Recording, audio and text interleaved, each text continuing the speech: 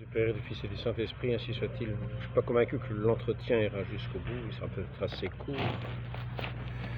Donc je tiens à commencer à dire au sujet de ce qui s'est passé récemment. Quelqu'un dans le Midi,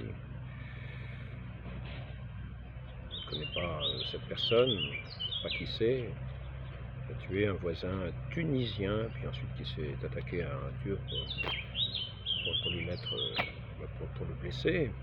Voilà. Nous avons eu ensuite une intervention d'un ministre de l'Intérieur, qui nous dit d'un crime raciste. Un crime raciste. Un crime tout simplement. Vouloir dire qu'il est raciste, c'est tout simplement dans un sens politique, on peut rajouter, mais un crime est un crime. Donc, nous en arrivons aujourd'hui à une société où les gens ne peuvent plus supporter de voir ce qu'ils voient. Et en deviennent fous, commettent des crimes. Mais n'imaginons pas que ceux qui dirigent sont innocents de cette folie qui gagne les hommes. Car c'est eux qui les mettent dans des conditions que ces gens-là n'ont pas demandées. Donc nous avons eu une définition de ce que c'est que la République, de ce que c'est que la France et la République, de la part de ce ministre, qui fait la confusion entre la France et la République. Pour lui, c'est l'identique. France et République, pour lui, c'est identique.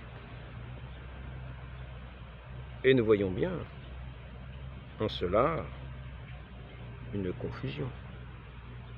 Une confusion qui, dans les interprétations des faits, va amener des erreurs. La République n'est pas la France. Si un ministre de la République ne connaît pas la distinction, je veux bien indiquer ce que c'est que cette distinction. La France est née sur les fonds baptismaux, elle est chrétienne depuis que les Francs sont devenus maîtres en Gaule. Et c'est pourquoi on appelait le royaume des Francs, qui s'est étendu sur toute la Gaule, la France. Ils étaient une petite minorité, la grande majorité était le peuple des Gaules. Il y avait une influence romaine, la loi romaine ancienne, de l'Empire romain. Ce droit romain est un héritage qui a été conservé. Même les barbares se sont servis du droit romain par la suite autant qu'ils ont pu. L'Église a conservé les institutions qui étaient les siennes, qui ont permis de reconstruire, d'être le trait entre l'ancien monde et ce monde des invasions barbares. Et ce royaume de France s'est bâti, ainsi que je l'ai déjà dit,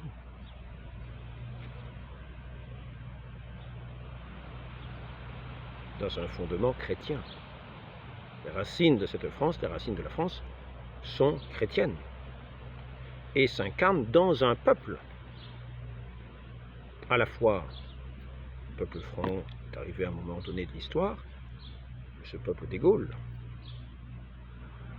qui était là anciennement, qui a été romanisé, c'est pour ça qu'on appelle le peuple des Gallo-Romains, quand il y a eu l'invasion romaine. Il n'y a pas masse de Romains. Les Romains, en grande partie, étaient restés en Italie. C'était des soldats. Il y en avait quelques-uns qui s'installaient, qui ont donné des terres pour leur retraite dans tel pays, pour qu'ils puissent les cultiver un petit peu. Certains se sont retrouvés quelquefois évêques à tels endroits. Les préfets se sont trouvés évêques. Saint-Ambroise en Italie était un préfet qui a été élu par le peuple, puis ensuite accepté par le pape pour être évêque à Milan. Donc nous avons cette France, la France a ses racines chrétiennes, qui a son fondement chrétien, qui s'est développé sur ce sens chrétien, dans cette foi de l'Église, Et nous avons ce peuple. Et la République est totalement différente. La République, elle s'est instaurée à partir de ce qu'on appelle la Révolution, c'est-à-dire un monde tout à fait différent. La Révolution, la République, c'est la coupure avec ce qui constituait la France. La France est enracinée, la République est sans racines par définition. Elle n'a pas de racines. C'est pour ça que nous avons entendu ce ministre dire, indépendamment, au-delà des races, des peuples, des langues, tout ce qu'on veut, des opinions, hein.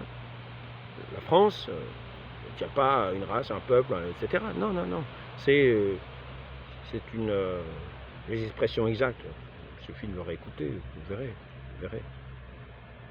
Les Français, cela ne dépend pas d'être français, cela ne dépend pas de ses origines. Non. On est dans la mixture républicaine, on est républicain. Mais en fait, il y a une confusion. Ce n'est pas français, c'est républicain. Ce qui est de la République naît à la Révolution, qui est une coupure avec ce qui précède. C'est pour ça qu'on l'appelle révolution. Donc, par définition, la République n'a pas de racines. C'est pour ça que quand on parle de racines de la France, il ne faut pas confondre racines de la France et racines de la République. La République n'a pas de racines. La République a coupé les racines. Bien différemment, c'est tout ce qui vient sur le sol de la République est républicain et de la République. Quelle que soit l'origine, quelle que soit la race, le peuple, quel que soit le... C'est pour cela que tous ceux qui viennent en France, qui naissent en France, sont français. En fait, non, ils sont républicains. Il faut faire une distinction. Il faut faire la distinction. Donc, la France a des racines. Les racines de la France sont chrétiennes. Et c'est ce principe chrétien est incarné dans ce peuple gallo-romain, dans ce peuple franc gallo-romain.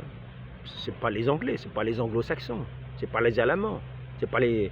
Ben, ça a été les Bourguignons, parce que maintenant ça fait partie de la France, les Burgondes. Non, non, c'est ça. Donc il y a eu une incarnation d'un peuple qui s'est construit, qui s'est constitué dans un ensemble, qui a fait la France. La France. Dans ses racines. La Révolution est venue à couper les racines, donc il n'y a pas de racines. Par définition, la Révolution, c'est pas de racines. Et quand on dit pas de racines, il y a d'autres choses qui motivent. On n'a plus de racines, que c'est une indifférence d'origine, d'opinion et de tout ce que vous voulez. Qu'est-ce que reste-t-il? Il ne reste plus qu'à payer ses créances. Et là, obligation. Donc les seules racines de la République, c'est l'argent. C'est pour ça qu'on peut très bien en arriver à de nouveaux esclavages. Au mépris des peuples, au mépris des coutumes, au mépris de tout ce que l'on veut. Ce n'est pas ça qui fait la France, ce n'est pas ça qui fait la République. Ne pas confondre, pas faire la confusion. On peut dire que la République est anti-française, en ce sens qu'elle est un mépris total de ce peuple, qui était enraciné dans ce christianisme, dans son fondement chrétien. Le peuple était enraciné dans ce fondement chrétien. Et qui l'a fait avoir un tel éclat à travers le monde, qui était comme une lumière à travers le monde. Ce matin, j'entendais encore une chose horrible. On voit en Afrique, encore aujourd'hui, des parents qui vendent leurs enfants à des sorciers, pour avoir de l'argent, pour faire des sacrifices. L'enfant est sacrifié. Et il y a des parents qui vendent leurs enfants, à des sorciers. Et oui, le christianisme est arrivé, les missionnaires sont arrivés assez tardivement. Il y avait l'islam qui était là depuis des siècles, qui essaye de combiner ces histoires avec ces histoires d'esclavage un peu partout. On était en Afrique, on est resté pendant longtemps enfoncé dans ces histoires d'animisme, dans ces histoires de sorciers, dans ces histoires de... C'est par le développement de l'Église en Afrique que petit à petit, ces pratiques abominables, abjectes, insensées, contre de l'argent, vous vendez votre enfant, vos enfants, à des sorciers, afin qu'ils les sacrifient. faut savoir que en Gaule, par le passé, il y avait des druides, il y avait, je crois bien, des sacrifices humains. C'est pour ça que la France a des racines chrétiennes qui ne sont pas des racines de l'argent. Ce n'est pas l'argent qui a constitué la France. On utilisait des moyens, mais c'était dans une essence chrétienne. C'est ce qui l'a constituée, c'est ce qui fait qu'elle a été lumineuse à travers le monde. Elle a pu envoyer des missionnaires, comme le Christ disait. Aller par le monde entier, annoncer l'évangile. Et c'est comme ça qu'il y a eu des missionnaires qui sont partis en Afrique et qui ont été quelquefois massacrés. Alors aujourd'hui, nous fêtons, je crois qu'il s'appelle Saint Charles Luanga et ses compagnons martyrs. Mais oui. C'est arrivé dans des contrées comme païennes, pratiquer la sorcellerie. Peut-être c'était des musulmans qui les ont massacrés, je n'en sais rien. Je ne connais pas bien l'histoire, je l'apprendrai, je regarderai tout à l'heure peut-être. En tout cas, cette annonce de l'évangile s'est faite au prix du sang de ceux qui l'ont annoncé, souvent.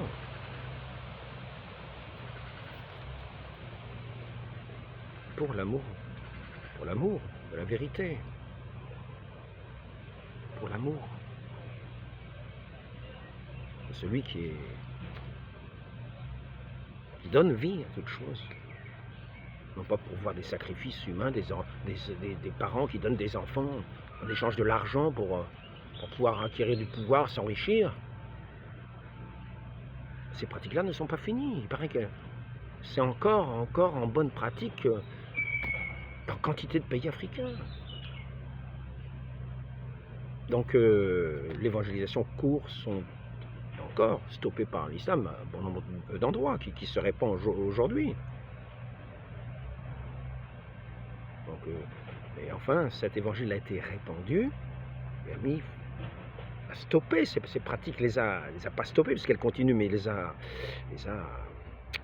bien freinées et a permis à d'autres, au contraire, d'entrer dans de toute autre disposition, dans tout autre esprit. Donc, il ne faut pas confondre.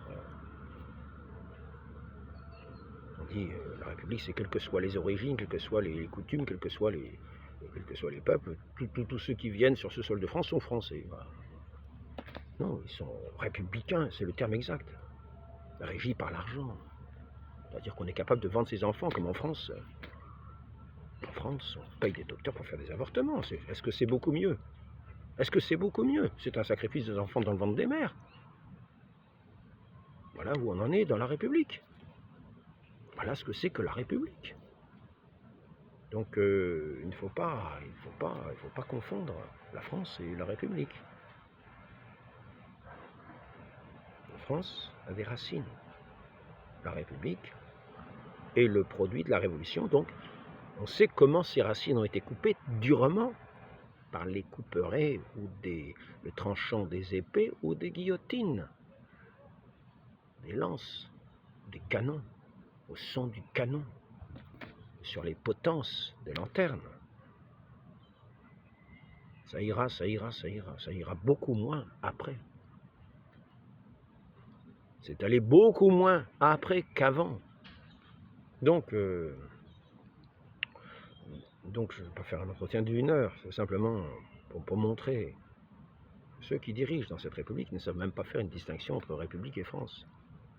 Ils vous parlent des racines. Ah oui, vous savez, la République, il y a des racines chrétiennes. Mais non, il n'y a pas de racines chrétiennes, elles ont été coupées. C'est la racine révolutionnaire qui fait justement que ce ministre de l'Intérieur a très bien parlé en disant qu'effectivement, il a fait la confusion entre France et République.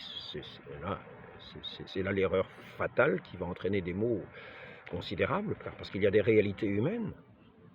Des réalités humaines, qui fait que les gens, quand ils sont submergés, que ces réalités humaines sont méprisées, ils deviennent fous. Ils en viennent à faire des crimes.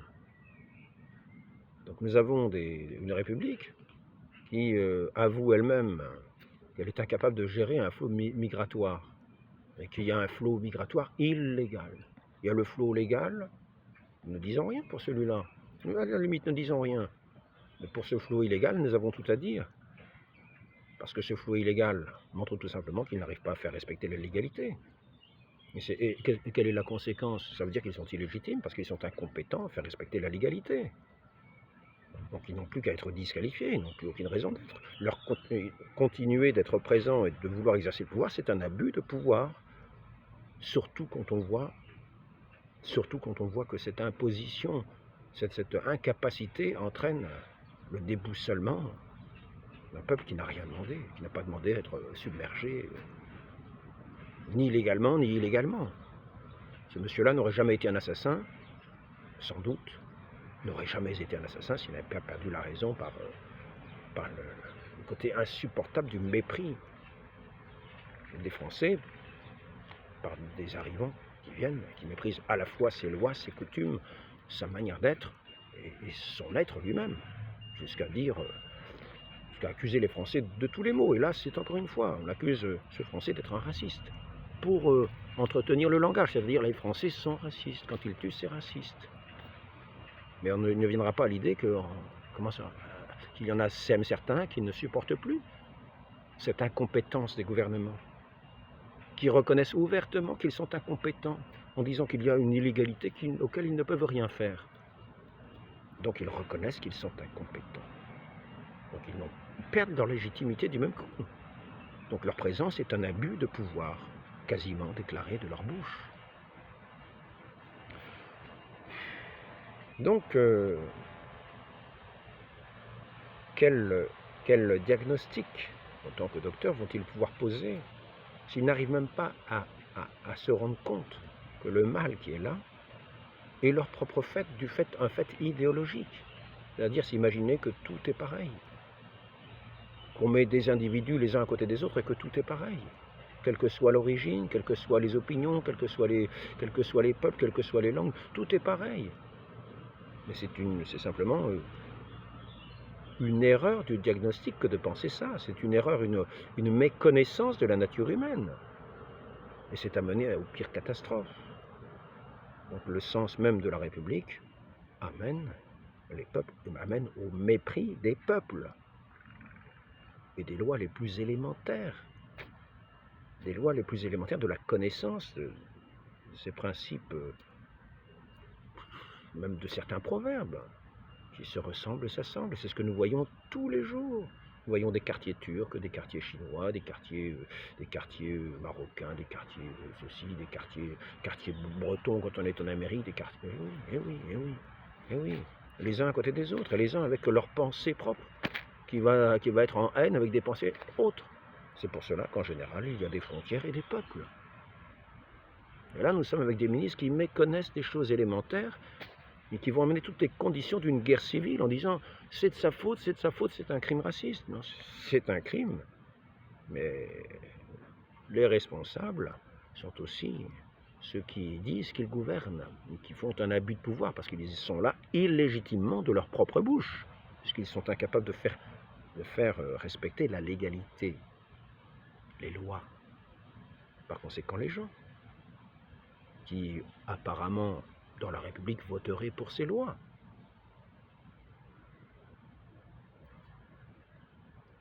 Donc nous voyons que nous sommes loin des racines chrétiennes qui sont totalement piétinées, parce que la République c'est indépendamment de toute racine, puisque la révolution c'est d'avoir coupé les racines, pour faire un homme nouveau qui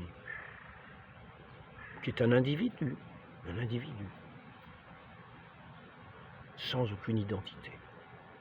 La seule chose qui importe, c'est l'argent.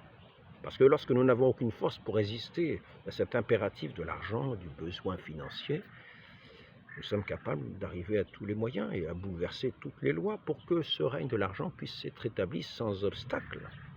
C'est ce que nous voyons par le mondialisme, dans ce monde universaliste, révolutionnaire.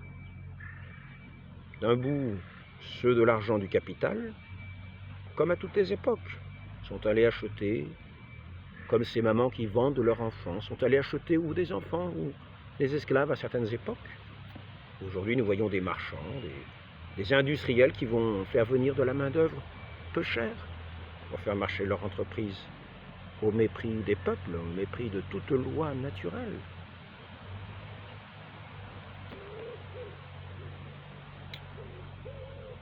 Prions prions. Dans un monde où ceux qui dirigent sont aussi aveugles, prions, prions, car les aveugles font tomber ceux qu'ils guident dans un trou, et tous deux tombent dans un trou, ceux qui conduisent et ceux qui les suivent. Donc ne suivons pas des aveugles qui en plus se déclarent eux-mêmes aveugles. Ils parlent comme s'ils étaient savants, mais ils avouent eux-mêmes qu'ils sont illégitimes. Ils portent des mauvais diagnostics qui ne vont pas apporter de remède, mais qui vont aggraver le mal. Donc l'entretien va être terminé. C'était juste un entretien très court. Revenons, ne renonçons pas à nos racines chrétiennes. Nous qui sommes ce peuple de France, ne renonçons pas à nos racines chrétiennes, ne faisons pas de folie, car les plus coupables ne sont pas ceux qui font ceux qui arrivent en masse. Les plus coupables sont ceux qui dirigent. Ils ont fait une révolution, ils ont renversé celui qui était le garant de cet ordre social véritable, juste, cet ordre divin, cet ordre avec les limites humaines que chacun a. Veiller sur son peuple comme un père sur ses enfants. Il a été renversé pour couper, pour mettre des gens sans tête. Coupe en plus les racines. Que reste-t-il? Des gens aveugles, sans tête, qui ont coupé les racines. Que reste-t-il? Et qui se mettent à la tête des États. Des pompes à argent. Les guerres sont des guerres qui n'ont rien de juste. Ce sont des guerres iniques. On en vient à penser à des minerais, on en vient à penser à l'argent. Dieu ou l'argent, mais le Dieu véritable, pas le Dieu de mensonge, le Dieu véritable qui a donné sa vie pour nous. Ne le quittons pas, ne le quittons pas. Et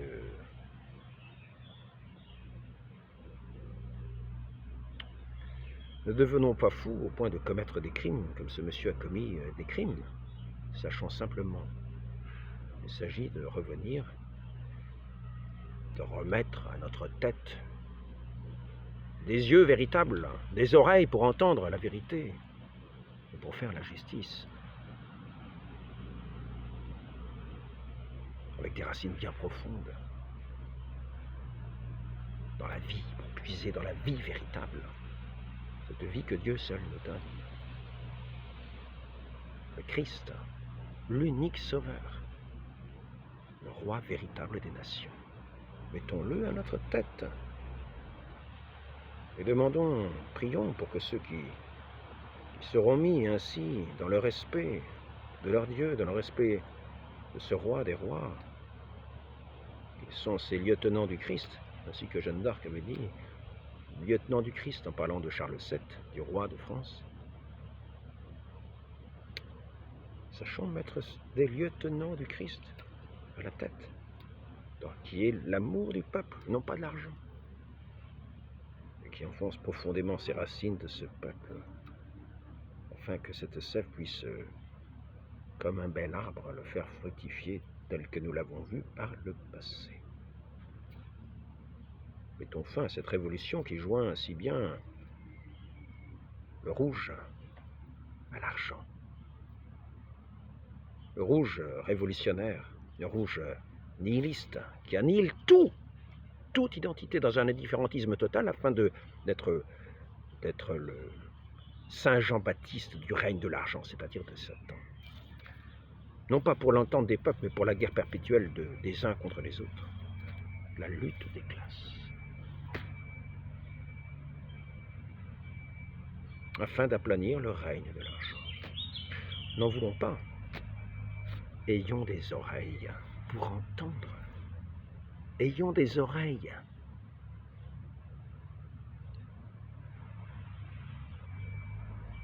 Si nous avons des oreilles pour écouter le démon, nous aurons des cornes pour le suivre, des pieds fourchus. les chênes. Le bon pasteur a donné sa vie pour ses brebis. C'est lui qu'il faut écouter. Et n'écoutons pas les autres, fermons-leur la porte, tout simplement.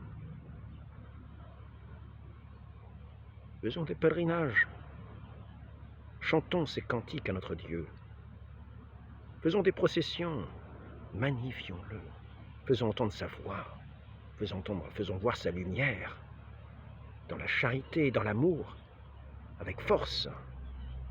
Mettons-le à l'honneur. Très Sainte Vierge Marie, qu'il en soit ainsi. Que nous retrouvions notre cœur et notre âme vivantes en celui qui est la parole vive, vivante. Notre vie, notre Dieu, notre tout, notre roi. Ainsi soit-il. Au nom du Père et du Fils et du Saint-Esprit, ainsi soit-il.